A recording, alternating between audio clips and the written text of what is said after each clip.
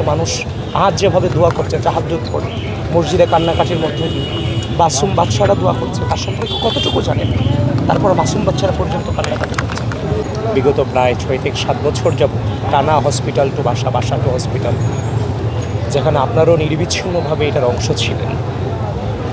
তো বাংলাদেশ যতগুলো ক্রান্তি লগ্ন পার করেছে, এই মুহূর্তে বাংলাদেশ অনেকগুলো ক্রান্তি লগ্নের মধ্যে এই মুহূর্তে একটা বিশাল ক্রান্তি লগ্ন পার করছে। বিগত সময়টা তো আমরা যেভাবে আশাবাদী ছিলাম, বর্তমান বাংলাদেশ যে প্রেক্ষাপটে আছে তার চেয়ে অনেক খারাপ সময় ছিল, ফেসিবাদের আমল ছিল, অনেক নির্যাতন নিপীড়ন এই মানুষটার ওপর হয়েছে। এবং এই বয়সে এসে বাংলাদেশের স্বার্থে তিনি আপোষ না করে জেল জীবনকে বেছে নিয়েছিলেন শুধু বাংলাদেশের মানুষের স্বার্থে।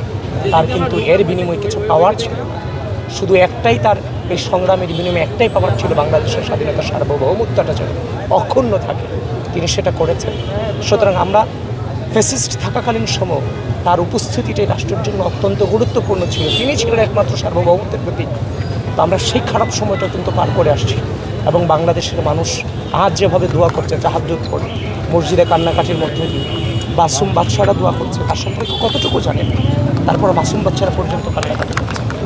আমরা আশা রাখতেছি মহান আল্লাহ আমাদের কথা শুনবেন, জাতির কথা শুনবেন এবং মহান সৃষ্টিকর্তা বেগম খালেদা জিয়াকে আমাদের কাছে ফিরিয়ে দেবেন। এবং আজকে মানে একটা জিনিস নিয়ে অনেক খারাপ লাগে এই জায়গাটাতে, যে হচ্ছে যে বেগম খালেদা জিয়ার একদিকে যেমন বেগম খালেদা জিয়াকে নিয়ে কিছু একটা অংশ যেমন সিম্প্যাথি দেখাচ্ছে, আরেকদিকে জনাব তারেক রহমানের নেতৃত্বকে নিয়ে বিভিন্ন ধরনের অপপ্রচার চালানোতে ব্যস্ত আছে। তো জনাব তারেক রহমান নভেম্বরের শেষে ডিসেম্বরের প্রথম দিকে, এটাই তো ছিল শিডিউল আসার, এখনও তো ডিসেম্বর শুরু হয়েছে, শেষ হয়ে যাবে। তো সুতরাং হঠাৎ করে বেগম খালেদা জিয়ার অসুস্থতাকে কেন্দ্র করে যেমনভাবে একটা অপপ্রচার চালানোর প্রচেষ্টা হয়েছে, সেটাকে আমরা ঘৃণা করি এবং তাদেরকে বলবো আপনারা সবাই সুপথে আসেন। আমরা ঐক্যবদ্ধভাবে স্বাধীনতা সার্বভৌমত্বের জন্য দীর্ঘ সময় লড়াই করেছি, সামনের লড়াইটা আমরা ঐক্যবদ্ধভাবেই করতে চাই।